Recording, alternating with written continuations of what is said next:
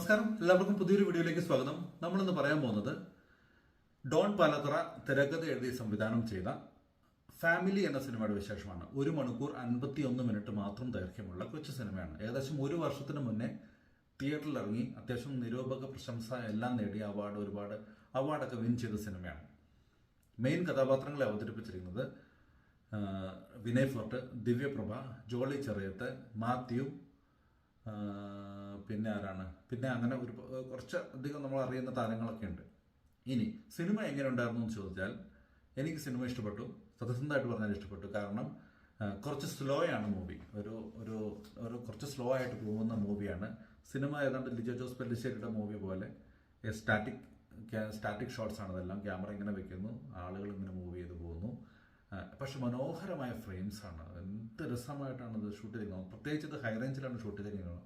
ഒന്നെങ്കിൽ വയനാടോ അല്ലെങ്കിൽ നമ്മുടെ കമ്പളികണ്ടം, തോപ്രാംകുടി, പണിക്കൻകുടി അല്ലെങ്കിൽ കട്ടപ്പന ആ ഭാഗത്ത് എവിടെയോ ആണ് ഷൂട്ട് ചെയ്തിരിക്കുന്നത്. വളരെ മനോഹരമായ വിഷ്വൽസ് ആണ്. നല്ല രസമായിട്ട് എടുത്തിട്ടുണ്ട്.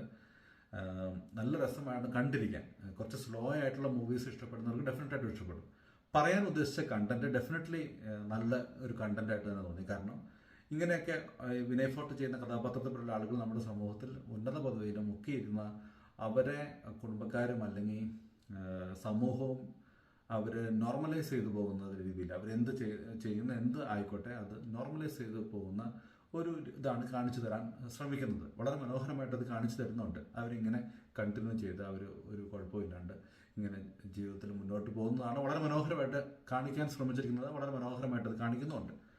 വിനയ് ഫോർട്ട് ആ റോള് സൂപ്പറായിട്ട് ചെയ്തു. വളരെ നാച്ചുറലായിട്ട് വിനയ് ഫോർട്ടിൻ്റെ ആക്ടിങ്ങിനെ കുറിച്ച് നമുക്ക് പ്രത്യേകിച്ചൊന്നും പറയാനില്ല.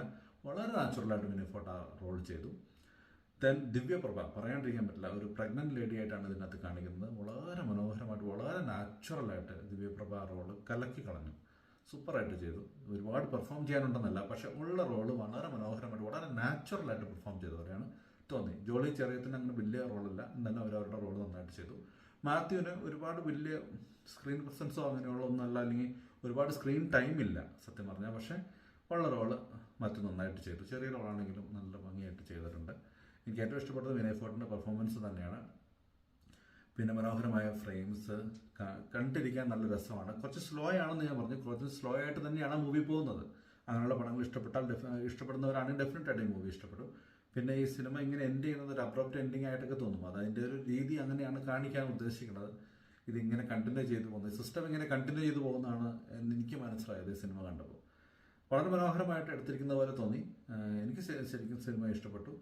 എല്ലാവർക്കും ചിലപ്പോൾ ഇഷ്ടപ്പെടണമെന്നില്ല, കാരണം സ്ലോ ആയിട്ടുള്ള പടമാണ്. ചിലപ്പോൾ ഒരു തവണ കണ്ടു നോക്കൂ. ഡെഫിനറ്റായിട്ടും ഒരു തവണ കണ്ടു നോക്കാൻ പറ്റുന്ന സിനിമയാണ്. അപ്പോൾ കണ്ടിട്ട് വിശേഷങ്ങൾ അറിയിക്കൂ.